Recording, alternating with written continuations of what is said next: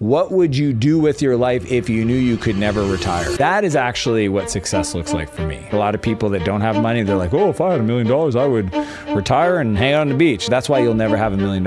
I made millions of dollars. I didn't have to work for a while. If I didn't change my lifestyle, I would have been good. But there was a part of me that just had a desire for more. Built and exited 3 software companies. I've invested in over 100 companies. I currently have the world's largest coaching organization for software CEOs, over 1,000 active clients. Some people get stuck on $10 problems and they wonder why the world never gives them $1 million problems. Dan Martell. What's up, Brian? What's up, buddy? How are you doing? I'm doing good. Dude, all the way down here from Canada. What are you doing in Austin, Texas? What are you doing on the media tour? Talk me through it. Walk me through it. I got a lot this week. Okay, let me think about what we did. I think we're at 12 or 13 podcasts, and that's in 2.5 days. I also keynoted an event. But then, my new favorite hobby is going to the Comedy Mothership. I don't know. Yeah, so I went to Kill Tony, Shane Gillis, Ron White. I may go back tonight. We'll see if I can sneak out of my dinner thing. And just having a blast, man, working with the entrepreneurs. And then I've got my SaaS Academy. I have a group of software CEOs that I coach. So like, I don't coach, but I facilitate and mentor. So that's what I've been doing for the last few days. Dude, heck yeah. You're running around like crazy, man. So you're the author of Buy Back Your Time, which we'll get into here in the podcast interview. This is all really funny because this all originated from a video yesterday. Well, you and I got introduced by a mutual friend, David Lecko, yeah. But before, I posted a video on Instagram yesterday and it got like 10,000 people watched it. And it's hilarious because me and you were about to get booked. It's been seen by 10,000 people? 10,000 people saw this. And this is the video for people that are listening to the podcast. All right. I called it out step by step. This was yesterday, and now today just happened. Right, this is a public call out for Dan Martell. Dan, my friend, when you listen to this, when you watch this, here is what is about to happen step by step. I am going to reread your book cover to cover. Again, I'm going to actually execute and implement every single thing that you talk about. By Friday, I'm going to put job descriptions up for a key position that I have been waiting to do, and now I'm going to finally do it. So I'm going to execute. Then after that, I'm going to send you a text message. I'm going to say, yo, it's Brian. We need to do that podcast we were talking about. Then we're going to do the best podcast ever. I'm going to love it. You're going to love it. Thousands of people are going to love it. It's going to be amazing. We're going to become best friends. After that, I'm going to say, Dan, it would be a great idea. You should come speak in person to the Action Academy squad in September at our next event. We got like 100 people coming. After that, we're going to have a great time. We're going to become best friends, do millions of dollars together, and then I'll go leave you a 5-star rating and review on Amazon.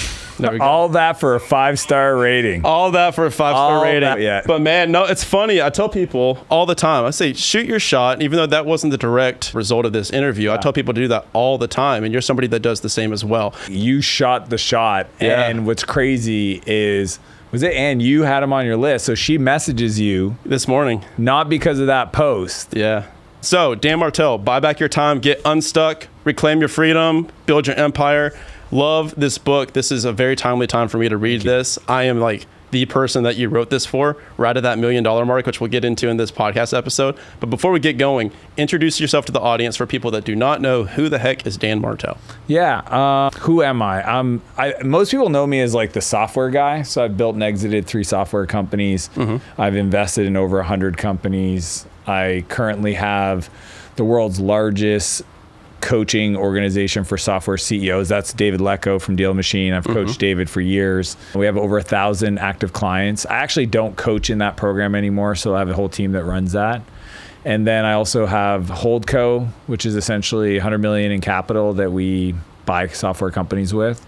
And then I also wrote the best-selling book, Buy Back Your Time, and father of 2 incredible boys, Irish twins, so they're 11 months apart, which is wacky. And then obviously husband to my beautiful wife, Renee Warren, she loves when I give her a shout out. Hey, like, why don't you mention me? There. Yeah, with the Irish twins, you brought back your time, man. There you go. Yeah, get them done quick. Efficiency, baby. Yeah.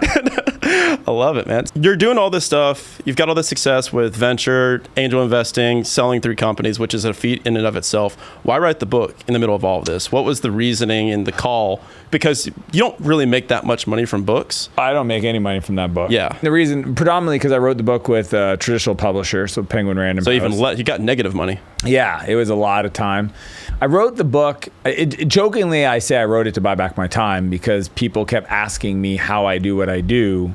And it's a lot easier for me to say, hey, read this first. But the truth is I think that everybody's here to try to help other people in some way, in their own way. And the thing that I wanted to help every entrepreneur do is build a company they don't grow to hate.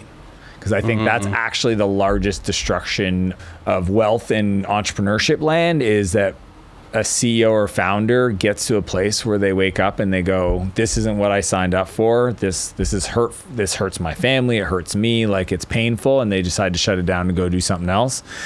And what they'll discover, and it's funny because we had a guy named Jason Cohen on at the event this morning. He built WP Engine. They power 2% of the internet, billionaire. And he even said it to the room, like, hey, don't forget, when you start the company, the reason you start the company is to build it the way you want to build it. And if you ever wake up one day and realize that what you're doing isn't what you want to be doing, there's more than one option than selling the company or shutting it down. You can actually, you have permission to renegotiate the teams and who reports to you and what you work on, et cetera, et cetera. So that's the main reason I wrote the book, is to help entrepreneurs that I would never have the chance to meet, people I care about that may never be in a position to work with me, get their freedom back.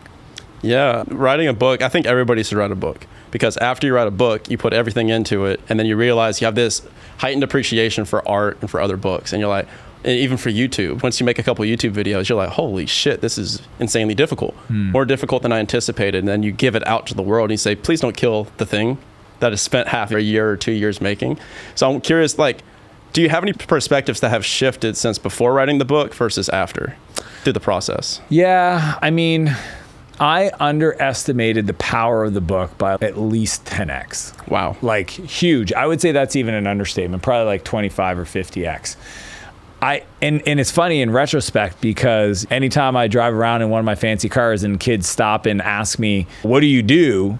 I go, I know you want to know what I do, but it's how I got here that is the question, a better question. And I say, the reason I'm driving this kind of car is because of the books I've read. And some of the kids jokingly say, oh, you got paid to read books? And I'm like, no, I didn't get, that's not how I made my money, but I am built by books.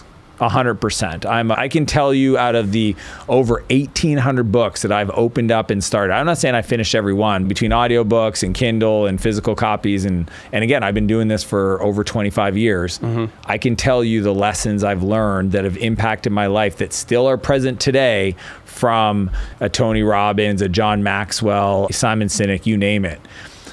For me to underestimate that value of a book is funny.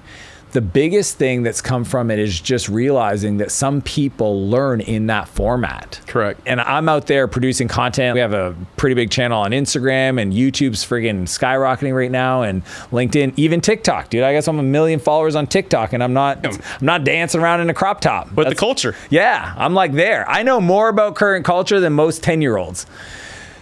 And all that being said, the book, I think, will be the most important thing I've ever done. Wow. Because it allows people to really reflect on their situation, to get a complete system for getting that outcome, and to work through some of the demons that they're struggling with. Because at the end of the day, it's really about, as Jim Rohn often says, it's who you have to become to achieve that next level. And what I try to do in that book, and I think it's pretty good, I did a good job, is to give people a roadmap to becoming the higher version of themselves so that they can tackle bigger problems. Yeah, and also, that's great Jim Rohn quote, and you accomplished it. You knocked it out of the park with the book.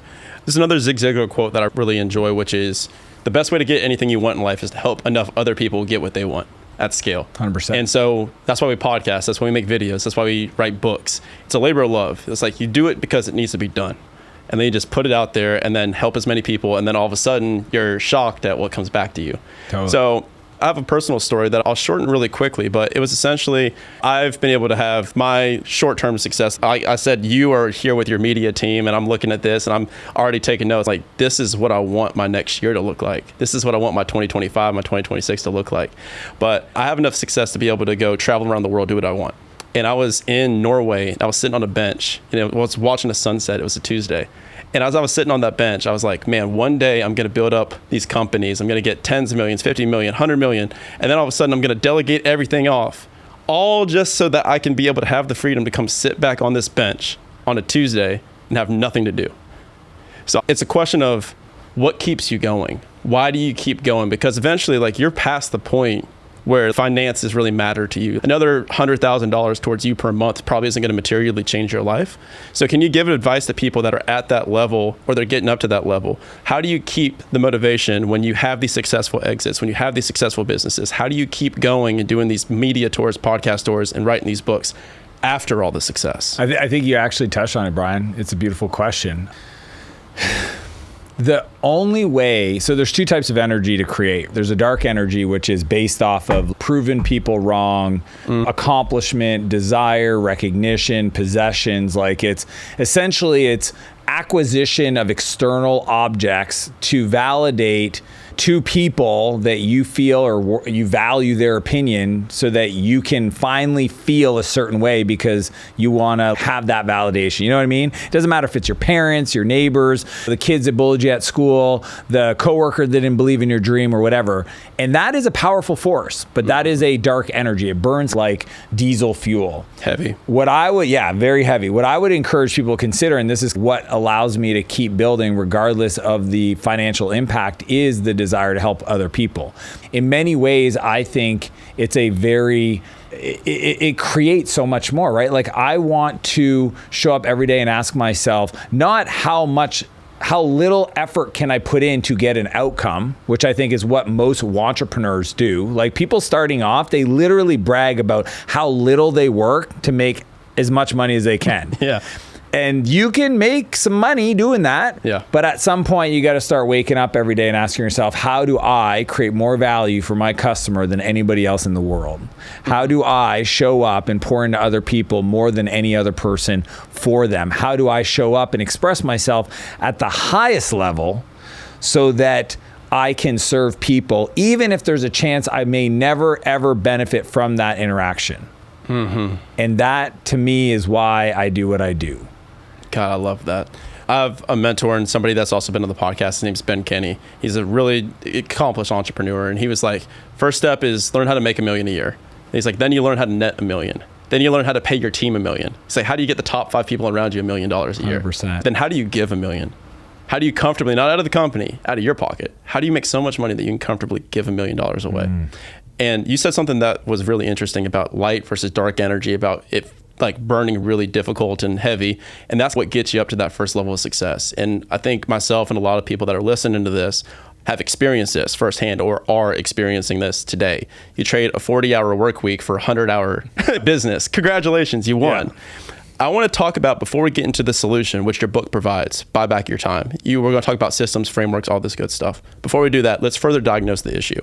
Let's talk about this dark energy that was fueling you in the past.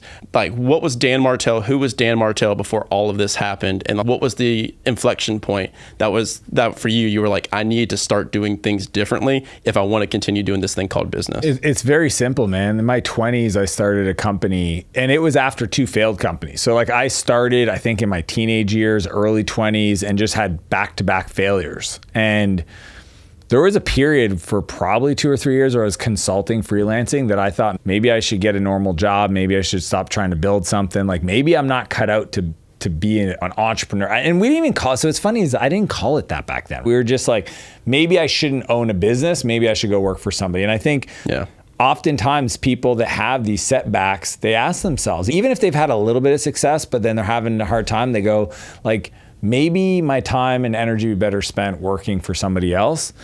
And I went through that. And what changed was hiring a coach, this guy named Bob.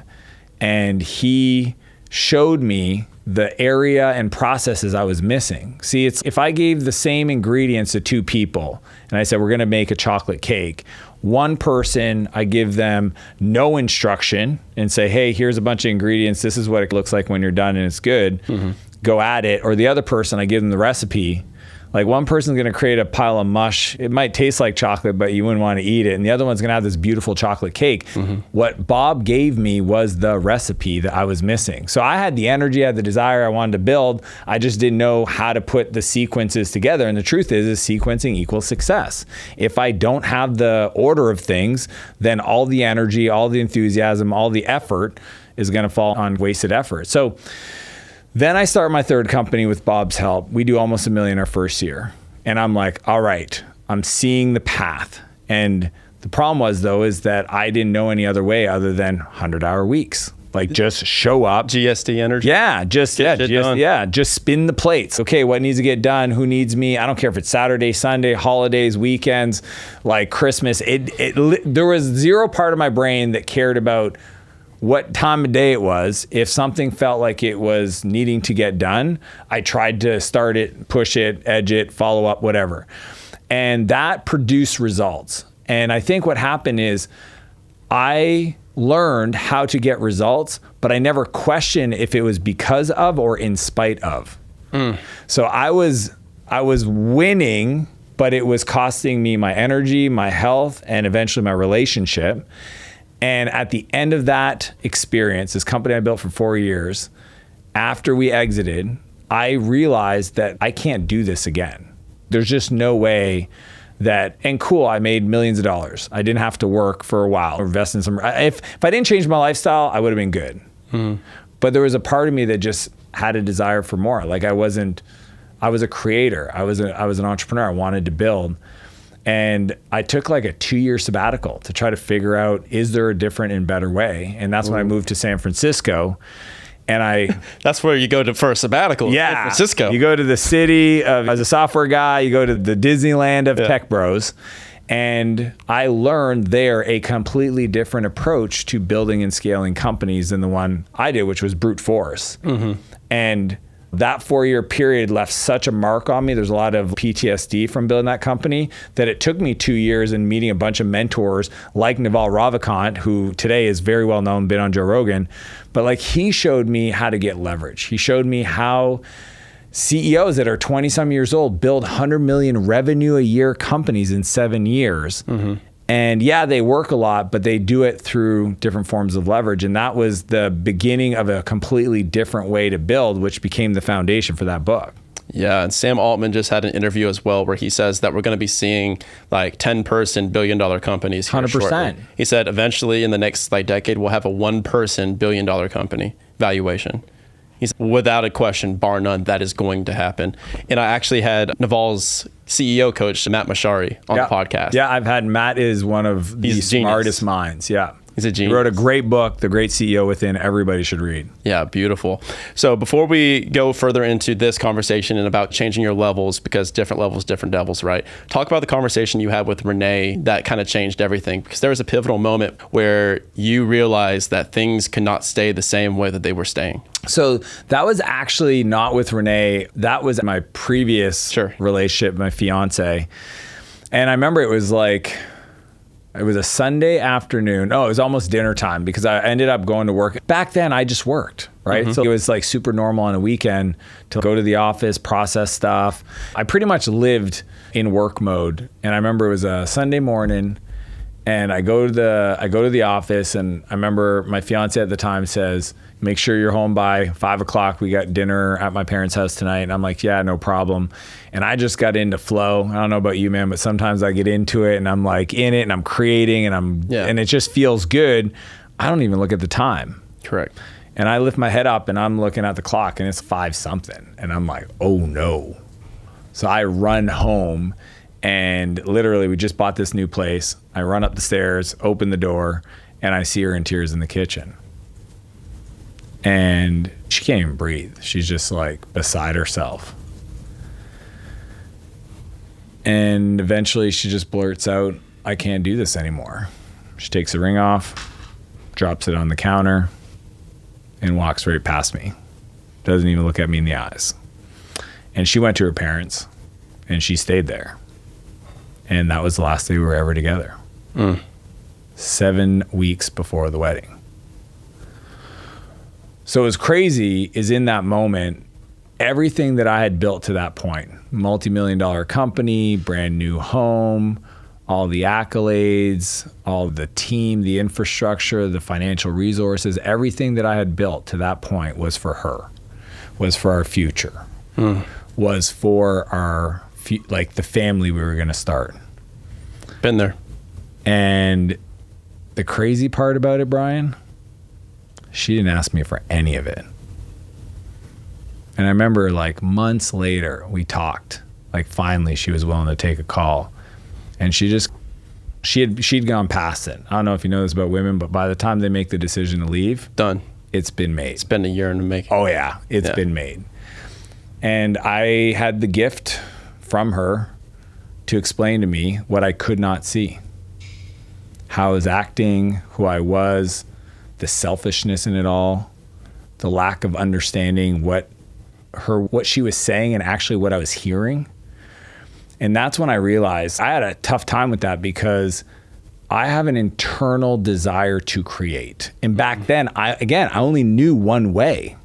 And the way was GSD energy, was attack, was 100% focus, go. Or it's a waste of time. Not even a waste of time. It was a fear that anything less wouldn't accomplish an outcome. And you would look back 10 years from now and say, I wish I would have done more. Wish I would have done more. And honestly, fear of failing. It was the only, failed company, finally start this company, have success or is on a path to success, and just so scared that if I stop, there's one way to move forward. If I even slow down, the whole thing's gonna fall in on itself. The whole house of cards is gonna come down. And because I didn't know any other way to build it, there was a period probably for probably 7 months where I honestly thought for the rest of my life, I will have to resolve myself to just being the cool, rich uncle. I will not be in a relationship. I will never do that to somebody else again.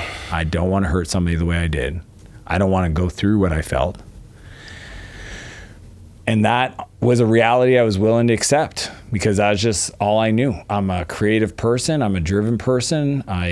Just who I am, how I am. Yep. And I was just so scared to do that again, to experience it again, to hurt somebody that way, to feel that way, that pain, that loss, that I got comfortable with that idea, which in hindsight, as a father of two, married to an incredible woman, would have been pretty sad, would have been the ultimate failure. Mm-hmm. So that moment was the catalyst that caused me to be willing and open to find a different way. And that's what I discovered. And so then you did the ultimate, so we talk about GSD, and then we're talking about the ultimate S word, slow. It's still, right, the hardest thing for us to do as entrepreneurs. And so I want to talk to you later about the importance of A players. And you write in the book a really important quote. A players will only work for A players. You cannot have a rock star unless you yourself are a rock star. I just met with the CEO of Keller Williams here in Austin, Texas, and he was talking about how if you hire 8s, then an 8 will attract an 8. But if you hire a 7, it's going to only hire 6s and 5s beneath them. Because it's safe. Yeah. So I'm curious, the same applies to relationships. So you had to slow the hell down and figure out who you were and what man you wanted to be able to attract someone like Renee. So what was that process like? Well, especially with your spouse and all the... Well, this is the funny part, right? Because I get young men reaching out to me all the time and they're very motivated, driven like yourself. And they're like, this is what I want for my life. I want this big life. I want a beautiful relationship. I want to travel the world with my kids. I want to be a multi-millionaire and all this stuff. And the GSD energy gets you there. It gets you to the initial, yes, I made it. So this therefore works. But then what got you here will not take you there. And what's funny is, when they tell me all this stuff and I say, what do you want in a partner? And they're like, I'll tell you what's on my list. I want a tall, blonde, athletic, funny, caring, homebody, entrepreneurial, kind, witty, driven, all these things. And what was funny is that when they tell me this, they make these wish lists. I go, are you any of that? Yeah. And they're like, well, I'm a little driven. I'm like, are you a 10 out of 10? I'm a strong 7.8. Dude, you're a 6.5 at best. Let's be honest. Because here's the thing is, you want those things, but you're not that person. Mm-hmm. And I believe that we attract who we are. So there's a reason why some people keep going in the same relationship over and over, because they're attracting that type of partner. So if you have a wish list that is a 10 out of 10, you got to ask yourself, how do I show up as that? I will tell you, my wife will not put up with the old Dan. Okay, that guy doesn't show up. But if he did, it's a quick shut that down. Okay. The workaholic, driven, not replying to me, not asking me about my opinion, not co-creating our future together. That person that was all in on Dan, if I showed up with that energy around my wife, there's about a half a millisecond where that is not going to zero. And that is what you want, right? You want to be in a relationship with somebody that challenges you to become more. And I think that is the most beautiful thing that a partner does. I honestly think a great partner will show you where you are not free. And that is the work that we should be on the journey to do. So who did I need to become to not only attract somebody, like, because that's the thing. Step one is be like, we don't create success, we attract success. Bingo. So who do you need to become to attract that person in your life? Once they're in your life, how do you show up every day in a way where they want to stay in your life? You talked about A players. The truth, unless they feel like they're in partnership and they're growing and they're learning and there's a future and there's a vision together that you're co-creating, like great people. This is funny, but it's not funny. Like when, again, these young people come to me and they're like, here's my wish list. I'm like, dude, do you realize that you just told me you want a unicorn? And that unicorn has options for every other unicorn in the world, and you aren't even close to being a unicorn? My unicorn speaks Spanish. Like, dude, it's I want a woman who's making $1 million a year and is kind and is beautiful and is athletic and I'm like, that woman can choose anybody. 100 million men. Yeah. So if you think you're going to compete against that and you're lazy, dysfunctional, not prepared, can't brush your hair, whatever that thing is, like that the crazy chaos of your life, don't be surprised if you wake up one day and go, man, it's really tough to find somebody. It's because you don't find them, you attract them. So that's been the journey for me and continues to be, man, because I think a great spouse is also evolving themselves. So they're showing you like it's a dance. But definitely the Dan that you're talking to today is not the Dan of 28 years old. Like that person had to die for me to be able to create the space to be in relationship with my wife. Yeah. Yeah. And you're preaching to the choir, man. Like I'm someone that hasn't had that happen, like kind of, sort of, whereas I had this giant vision where I'm like, okay, this is what we're going to do. We're going to take on the world and same thing. But then I realized I was like, I'm forcing this vision on somebody else that never even asked for it. So I'm doing like exactly every single thing that you just said. And I'm like on the tail end of it now, where now I'm on my 2 years of kind of slowness and getting still, right, to figure out the next thing. So you're preaching to the choir, man. Cool. Like that's why I asked these from that perspective of someone that literally like just went through it. So today, let's pivot and transition to some of the tips from the books, some of the strategies. What does winning look like for Dan Martell today? I think... So what's interesting is I believe that all the achievement and goal setting and all that stuff is required to evolve, right? Because it's like they're like tools. If I want to go from point A to point B, well, I need to know what is the GPS coordinates of point B. Does that make sense? Correct. Like there needs to be a direction. Where is there? Yes, and what does there mean? But then the cool part is, the better question is, what does there unlock? So at that outcome, that goal, that $1 million in revenue or that incredible partner or those cool trips around the world, what feeling will that allow you to feel? And that is actually what success looks like for me. At the end of the day, and I talk about this in the book, I want to show people how to build a business they don't grow to hate by creating the space to build their empire. An empire in my world is a life of unlimited creation that you'd ever have to retire from. I actually think it's a beautiful question to ask yourself. What would you do with your life if you knew you could never retire?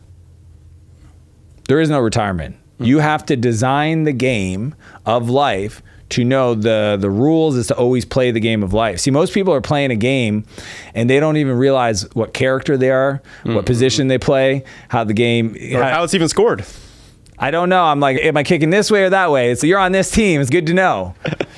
And I think the game of life comes down to expression and expansion. Like I'm addicted to the expansion of my being. And success is waking up every day and having a plan with the time I have here on earth to feel like I'm interacting and conversing and expanding that. And if that is what I do with my day, that's success. And that's what I protect. I definitely have gotten there, and I work to keep it and also expand that.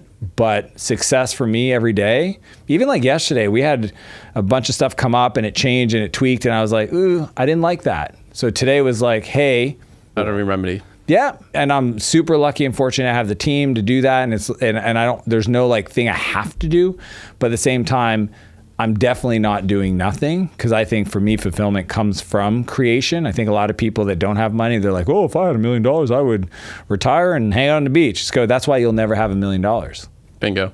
Once you're able to retire financially, you're not able to emotionally or mentally. What are we doing here? Like, what are you going to just turn into an amoeba? Like, you're just going to lay on the beach and turn into a rock and just like bake? You get hungover fast. So what are we doing? Exactly. Let's talk about some of the times, because you name in the book like some entrepreneurs like Oprah Winfrey, Richard Branson, like people that you would associate as being workaholics. And sure, for a season of their life, that was true.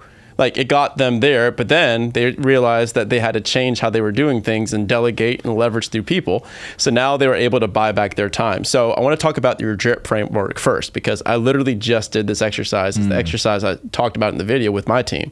I said, okay, here is what lights me up, and then here's what makes me money. Here's my zone of genius. Here's what doesn't light me up. Can you explain to people that are unfamiliar, what is this framework that you talk about? Yeah, the framework, and I love that you bring out these people like the Bransons and the Oprahs and the John Clancy's in the book, or all these incredible artists, even Steve Jobs. Like, people assume, and some of them are, like Elon Musk, if you had to look at his calendar, I'm sure is back to back to back to back. I don't think any of us want to be Musk, though. No. We're glad he exists, though. Yeah. No. And he even says it, right? On Rogan, he's nobody wants to be me, right? There's some demons there, but it allows him to channel, again, probably more on the darker energy, to create a future that we'll all appreciate, and I definitely appreciate it. However, my philosophy is, in retrospect, if I sat down with any of those people and I asked them to give me some thoughts on how they could have changed the beginning days, right? Because you even mentioned it, like in the early days, you have to do that. Yes, but do you have to do it for 7 years, or could you have done it in 18 months had you understood a different way of working? Because how they create today is not how they used to create. When we have nothing, we build bottom up. If I have zero, I got to be resourceful. So I have to start with borrowing money and getting my cousin to help me out and asking for interns and all that stuff, because there's nothing, there's no resources to play with. So most businesses are built bottom up. Once you get to scale and have resources like myself, then we build top down. Meaning the first hire is actually the person who's going to run the division, run the new company. And that's a big mental shift. So how do we do that in today's world in your current business? And that's why I created the DRIP matrix. So the DRIP matrix essentially is an acronym, DRIP. And we start first with the bottom left quadrant, which is things that suck our energy, that don't make us a lot of money. And for most people, these are things that you should delegate. These are administrative tasks. These are things you should decide that you shouldn't be doing. They're distractions. They're things that you haven't made a decision around. For many of them, there's things you should defer into the future. So that, when we think of buying back our time, that first quadrant, super like low cost, easy to pull off, gets you time back in your calendar. Then virtual assistant. Yeah, virtual assistant, administrative task, part-time somebody to come to your home, clean, do meal prep, that kind of stuff. Like, essentially, it's low cost to have somebody else support you so that you can get that time back to go work on things, which would be the next quadrant above it, which is R for replace. These are things that still don't light you up. They're not green, they're not fun, they're red, but they have to get done. But now that you've become more valuable, you have skills, you have more revenue, you can pay people to replace you out of those functions. And in that quadrant, I have this framework called the replacement ladder. And these are the 5 hires in sequence. If you're starting at 0, or if you're already at scale and you got to retool and come back, these are the 5. And I even talk specifically about the outcomes those 5 hires have to own and the order you do them. And the reason they're ordered in that way is because they're the lowest cost to invest in to buy back the most amount of your time. Correct. That's the game we're playing. Now, once we do the replacement ladder, then we get to move into the right side, which is the invest quadrant, which is the I, right? DRIP. And that, for me, it's really simple. It's answering the question, who do I need to become? I got to be honest about my situation. Here's my business. Here's where I want to go. This is the destination. What's missing in the business And in that missing, what skill do I have to acquire to be able to implement it? If it's, I'm not really good at marketing, go get good at marketing. If it's, I don't know how to do sales, or selling has never been a strong suit, that's maybe HR, maybe leadership, maybe operations, maybe money, whatever it is. There's a skill there that needs to be acquired. Because if you don't become more, then you'll never be given bigger problems. And the funny part is some people get stuck on $10 problems and they wonder why the world never gives them $1 million problems. Like, you want $1 million tax bill. Like, people are they're like, I don't want to pay taxes. Yeah, you do. You want $1 million tax bill. Period, full stop. You want 10 million. You want the biggest tax bill you could possibly get. Does that make sense, Brian? Yeah. Some people have a belief around money so much that they don't want to pay taxes, so much that they do so many stupid things with their finances to avoid paying taxes that they're literally majoring in minor things around their money that will never create the space for them to evolve into work on bigger strategic leverage deals, because they're dinking around with dumb stuff like writing off their dog for their taxes. So we're going to leave that one there, but that's the invest skill of really asking yourself, what is the character traits I need to acquire? What are the discipline? What are the mindset beliefs that I have that are holding me back? Money mindset, people mindset. A lot of people, nobody else can do it as good as me. Yep. Guilty. Guess what? Yep. You're right. You're like, literally, I believe you. And because of that, you will always be the only person that can do that thing. So you have one of two options. Either you work through that belief and get to a place where letting go doesn't give you anxiety and feel like pressure on your chest, or don't. And this is your complexity ceiling. And this is, I'll tell you what your life will look like in 3 years. The exact same. And we know these entrepreneurs, and sometimes they like shut the company down, start a new one. And I'm sitting right here. Just, dude, why are you peering into my heart? But that to me is the invest quadrant. And if you work through the model and then you get to the P, which is produce, at that level, you literally get to wake up and look at your calendar, and everything in there are things you want to do, you've chosen to do, you get excited. See, people get burnt out because they're working on stuff that burns them out. Correct. Dude, I don't get burned out when I'm doing stuff I want to do. I get burnt out when I'm busy doing stuff I don't like to do. If I like to do it, what if your job was doing the thing you love to do the most in the world? Are you going to get burned out? No. Exactly. So people sometimes are like, I need a break. I need a sabbatical. I got to take a week off. No, you got to renegotiate what you're doing. P is produce, which is what position, what situation allows you to create the most economic value or unlock resources for your team. That's the way I call it resources, because it's money, it's people, it's influence, it's leverage, it's all the above. But what position on the team in my company allows me to create the biggest unlock of resources for my team? Because here's the kicker. The more I do there that I enjoy doing, the more resources I have to buy back my time. And that's why the whole premise of the book is build a bigger business and get a bigger life. Like, you can, get right off the bat, Brian, people think, like, they say this to me, hey man, I like my business, it's cool. I would never want to run a 1,000-person company. Oh yeah? Okay, let's talk about this. Sure. The person that says I would never want to run a 1,000-person company doesn't realize that company's a lot easier to run than your current company. Oh shit. What?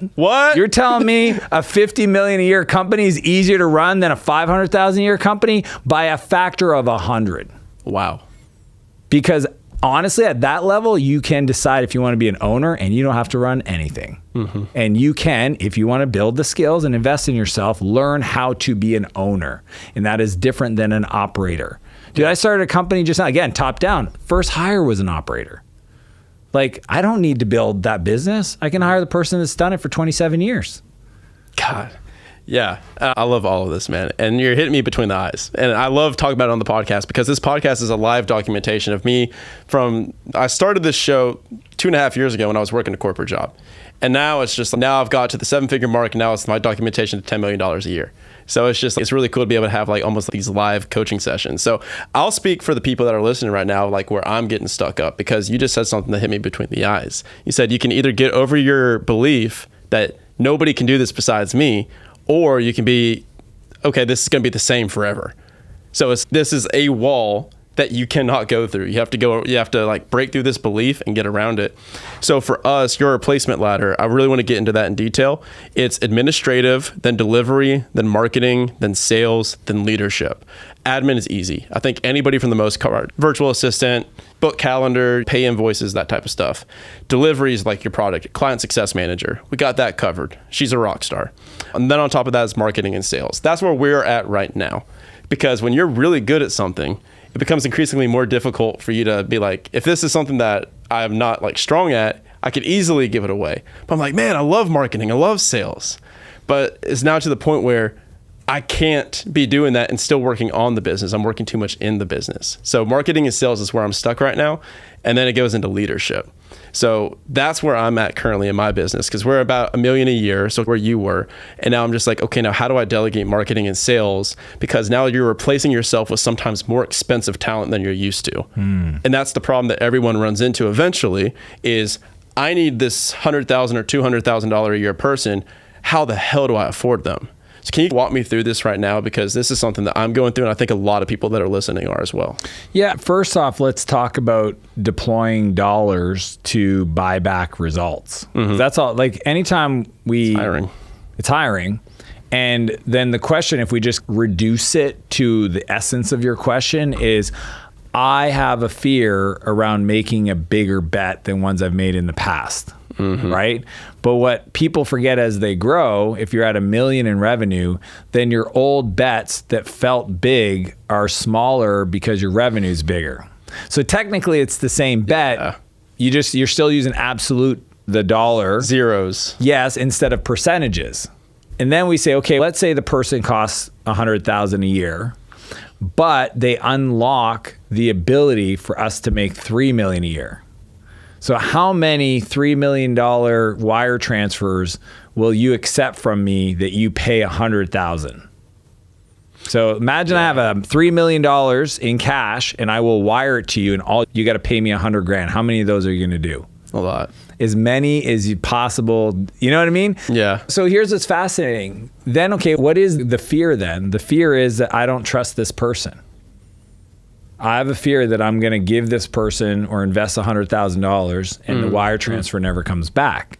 Yeah, we've all had that happen before. Yeah. No, this is one of the biggest beliefs that I think entrepreneurs, and at different levels, you talk about levels and devils, most businesses like have these ceilings at the first ceilings at $300K because they could never get somebody else to do anything for them. That's too much fear. The next ceiling is about $2 million. And the reason why is because they'll never allow anybody else. They can delegate, but then everybody has to report to them. They have to manage it all. Yeah, guilty. Yeah. Okay. And then the next ceiling is 10 million. To go from 2 to 10, you have to learn to work through people. Okay. And that is the skill. So when you think of like, how do I make a bet of 100K on a person, knowing logically, if they could do what I'm doing, they will produce themselves, me not involved, $3 million in top line revenue through their activity. Then it's to say, how do I support, nurture, train, hire, retain it, and invest in that person? That's leadership. That is the skill. It's not a checklist. It's not a to-do. It's like you said, for me to hire somebody that can do that over and over, I have to create an environment and situation where they would want to work for me, because if I don't, they're going to go work for somebody else that's willing to pay them $150, as they should. So my whole thing is, it's understanding the human psychology is what needs to be true for somebody to want to be on your team, not have to be on your team. See, a lot of people, that's why I don't like the word, yeah, dude, because we were talking about, or before we started recording, about boss, right? The word boss. Like it connotates you have to be here, you have to listen to me. Yeah. You mean, none of these people have to work for Dan. Yeah. They could literally go on Twitter now or Instagram and say, I used to work for Dan Martell, who wrote this book, hire me. To that damn podcast. They're gone. Like, I'm not an idiot. Okay. They're very talented and they're getting recruited and headhunted all the time. So then what needs to be true for them to decide to wake up to help me push and create this future is I need to create a future big enough for their dreams and goals to fit inside of. The vision. It has to be there. So most people, step number one is you have to have a vision that's bigger than the one you probably have, because it's not big enough for their stuff to fit inside of. Because if it's not, they'll go find the person that will tell them that story, and it's plausible. Because again, and I want them to be selfish. I want them to go, hey, this is what I want to do in the future. And if I can't see a path for me to do that here, then why would I invest in creating that for you? So that's step one. Two is, are you investing in those people? See, a lot of people, especially in the coaches or agency owners or any business, honestly, they spend more time trying to market and sell to customers than they ever do training their team. So just think about this simple concept. I have people that work for me. Okay, and they are my most important resource. I believe we build people, build a business. But when I look at my calendar, where in there do I have allocation to develop the people on my team? Yeah. So if somebody works for you and you don't work with them to create their own coaching environment, their own mastermind, their own community, you showing up and doing leadership training, here's a simple tool to do this. Ask yourself all the areas of your team that you're frustrated with. Make a list. What are things your team does? If just name me one thing that your team might do that you might feel like a little frustrated with. What's on that list? Top one. Marketing. Okay, perfect. So the team doesn't know how to market. Okay. Other clients have asked this question. They'll say they don't know how to ideate in meetings. They don't know how to follow up. They suck at email. They're not responsible. They're slow. They never do what they say. You know what I mean? There's a bunch of stuff. So you have a list, and your top one right now is marketing. Then my question to you is, show me in your calendar where you've taught your team how to market. I already know the answer, Brian. I know. What? I know. It's like I have ninjas watching you. Dude, but I'm perfect. I don't ever mess up. Dan. It's not that you can mess up, but that's the transference, right? Yeah. Like you're building a team. That's huge. Yeah. So that's like, all big companies do this. McDonald's has McDonald's University. Xerox has Xerox University. Like the biggest companies have the IBM way, the Dropbox way, the Shopify way. Shopify has internal executive coaching in their people team to develop their top talent. They believe in it so much, they put real dollars behind developing their people, because technically, if all people are available for the highest bidder, then if everybody's willing to pay the most, like a Google or a Facebook or an Amazon, what's the difference maker? It's the company that can get the most performance out of the person, not who can pay the most. And that typically comes from investing in them. So most CEOs do not, if at all, actually have time in their calendar to train their people. And the coaches, you guys are the worst, because I look at your calendar and you got 25 hours in your calendar of coaching your clients. Yeah. Where are you coaching your team? The exact, like what is hilarious to me is the same thing you're doing for your clients, do it for your team and watch them thrive. I said this once to a client at events once, and she was like, she stopped and she paused. She looked at me, Brian, she goes, I don't think I like my team that much. Oh. Uh-oh. You don't want, she literally said, I don't want to invest in those people. You got a problem with your people. Like, you imagine getting to a place where you've hired a bunch of people that can do the work, but they're frustrating you. And I tell you, your job is to train them. And then your reaction is, I don't think that's a good use of my time. You get the wrong people. I've heard that a lot. And also we had I forget, it was Mark Moses. He was the CEO of CEO Coaching International. He goes, for a show of hands in the room, we had a room of 400 people. It said, show of hands, who has fired somebody too fast? Not a single hand goes up. He's like, yeah, a single hand never goes up. It's always, I should have fired that person a year ago, 2 years ago, 5 years ago, but you don't. Same applies to marriages sometimes and relationships. You're like, I know this isn't working, but I'm going to hold on for dear life. It's crazy, especially when you just like, the people that got you here are also maybe sometimes not the people that take you there. Oh, this data's there. Yeah. Like most people, if you're a fast growing company growing 50% per year, I think it's less than 8% of the people on your current team will be there in 3 years. Wow. Yeah, if you're doubling every year or growing 50% more, it is, if they are there at that pace of change, it's because you haven't really properly assessed people. So you said something, to go a bit of a pivot. You talked about problems before, and you positioned them in an interesting way. You're like, you should be asking for problems. You should be begging for problems, the right problems, not small problems, but big problems. And it's just like, people think that you can out-earn problems, but business is literally solving larger problems. The larger problem you solve, the more profits you get. So talk about your relationship with problems and how that's evolved over your entrepreneurship career? Yeah. First off, I think the first thing is the way I think of a problem is completely different than most people starting off, or really people that are like before their first million. Okay. Yeah. So like everything that I see that is not working out, I don't call them problems. I call them puzzles. And just that reframe right there, you felt it, right? Like it's not a problem, it's a puzzle. Just a silly little puzzle. Yeah. And what do you do? Sued. What do you do? Yeah. But what do you do with a puzzle? You solve it. Okay, perfect. Most people with a problem, they go, it's a problem, so I don't know what to do. With a puzzle, you try to solve it. It's fascinating how just the frame of that changes the relationship and energy you bring to it. Wow. So first off, I don't look at it the same way. Second, I realize that every puzzle that's produced in my life, as long as they're bigger and bigger, it means I'm doing the right thing. So I'm not saying it's good to be sued, but if you're being sued for bigger puzzles, then that might be an indication. Not that you shouldn't try to protect yourself, legal infrastructure, finance. Oh yeah, that's random problem. Random puzzle. Yeah. Random it's a good catch.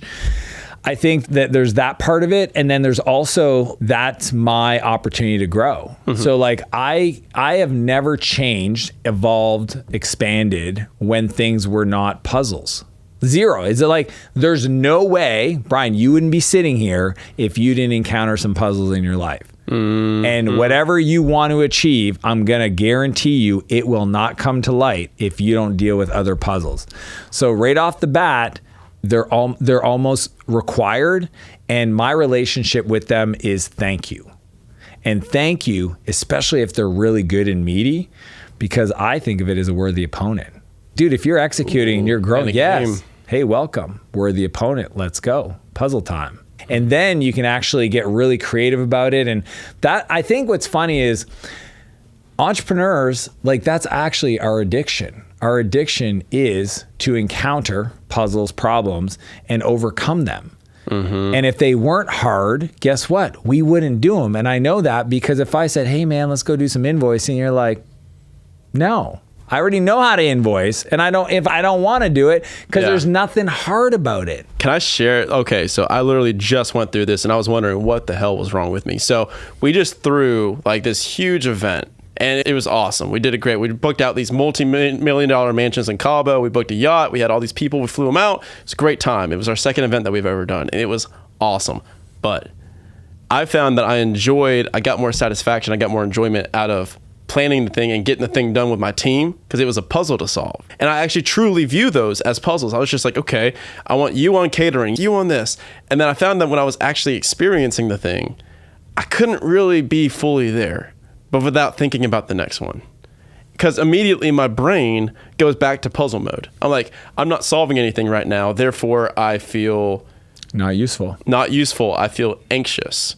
And you talked about these sabbaticals and all this stuff. And you have this point in the book that hit me so hard. And it was about being addicted to chaos. Being addicted to chaos. And a lot of us call ourselves business owners. We're really self-employed. And we love chaos. Maybe we came up in chaos, and maybe chaos through just a bunch of action taken is what got us to our level of success today.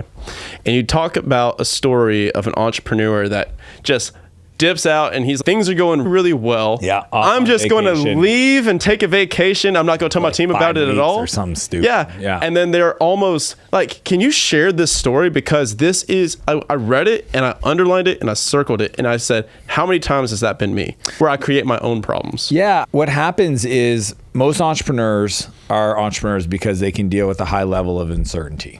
That's why they're able to create, and other people that have jobs and 9-to-5s and work at the government or whatever, they admire. They're like, how did you do that? Like, I could never do that. I have all these responsibilities and I went to university so they're anti-risk. But what they're really saying is I'm anti-uncertainty. I need certainty. We go, if it's too certain, I'm bored. Hate it. The event's already been produced and I'm at it. And I'm thinking about how do we create the next thing because that's got a lot of question marks around it. I'm not stimulated. Yes. So the challenge is that the thing that allowed us to become the person that is in business and successful can also be our Achilles heel. Because when things start going good, we have a tendency to grab a hand grenade and lob it into the business and decide, oh, it's Monday. I want to launch a new product line. I want to change our website. I want to change our vendor. I just hired 14 people. They're starting on Tuesday. Because like that feels good. Because yes, uncertainty, right? Now I'm needed again. Yes. So you're creating the pain to be able to feel needed. So I had a client, Trevor, and we were working together. And look, I taught him how to buy back his time. He ended up almost tripling his business. He was doing really well. And I get a text message from him, and he says, hey, man, heading to, I think it was Thailand for 6 weeks, disconnecting, not doing emails. SOPs are in place. Gonna see how the team reacts. What part of you thinking owning a company is the CEO leaving for 6 weeks and disconnecting? Yeah. And I just said, hand grenade, ? And he's like, oh. And it was fascinating because he was self-sabotaging. Here's a big thing, Brian. Self-sabotage is beliefs around what would be true if you actually achieved your goal that are limiting beliefs that are from, honestly, our childhood. For example, some people have unconscious beliefs around being rich. Yeah. Like, and I'll say whatever word would freak them out: rich, effing rich, wealthy, ridiculously, like filthy rich. Maybe that's too much. I'm okay making $1 million, but I ain't cool making $1 billion. I'm not cool making $100 million. I'm not cool having supercars in my driveway. I'm not cool. One of my friends the other day, I live in a normal house.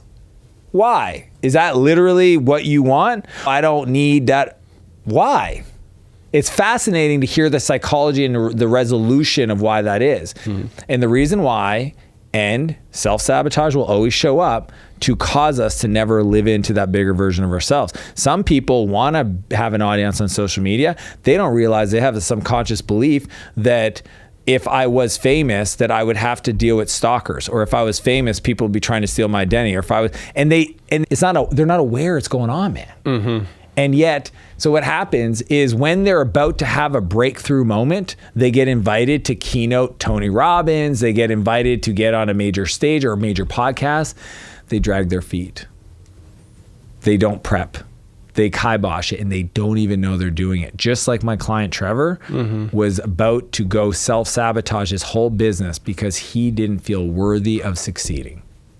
Literally, when we got on the call, the next coaching call, and I started asking him what really came up, he told me, I didn't realize that I was scared to actually win. I was scared, like you say you want to do 10 million a year. There's beliefs that are probably there around what would that mean for your life. Responsibilities. Think about this. Now I'm at 10. What if I get to 10 and I drop back down to 6 publicly?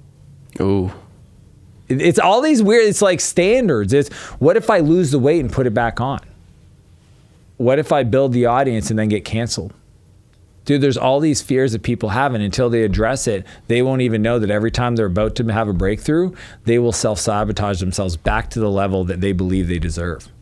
Over and over again. Over and over. And it's funny that you say that, because it's a quote that I heard once before where it's your greatest weakness is your greatest strength overused. So it's like people that are, I'm a people person, right? Well, then you can also become a doormat because you give so much that now it's just people take advantage. It's like your confidence can be your greatest asset, but then it also becomes cockiness when overused. So same thing with entrepreneurs. Or you have a challenger mentality, and it's good in certain environments to challenge people, but you can't do it all the time because then you have people quitting. Bingo. So Dan, as we wrap up, where can people find out more about you, what you do? Where can people get the book? Tell us a little bit more. Brian, a lot of people read the book and they meet my assistants and they're like, how do I have somebody like that? I'll give them my internal standard operating procedure. Hot damn. Do you think they want it? Do they deserve it? Here's the deal. Go on Instagram, follow me. That's the only thing I'm going to ask you for. Message me EA Brian or EA this podcast or whatever. You have to tell me that you heard me from here, because if not, I'm not sending it to you. And I'll send you the direct Google Doc. Like no opt-in, no nothing. It's the link, sanitized version. I think it's like 30 some pages. Woo. And the most important part I want people to read are the 5 North Star principles. These 5 North Star principles essentially encapsulate the rest of the 30 some pages into the focus for your assistant to serve you and support you in getting your time back. Instagram, Dan Martell, 2 L's of Martell, and then the book's available at Buy Back Your Time. It's available everywhere, bookstores, Amazon. But if you go to the site, Then I give you the resources because there's a lot of worksheets and templates I didn't put in the book that are available there. So you can download those. And I'm Dan Martell, 2 L's of Martell on all platforms, YouTube, TikTok, LinkedIn, all the fun stuff. Love it, man. It's been an absolute pleasure. Thank you so much for coming on, and this has been great. Appreciate it, Brian. Cool. Cheers. Thank you. Bye-bye. Boom. Stop. Boom, bada bang.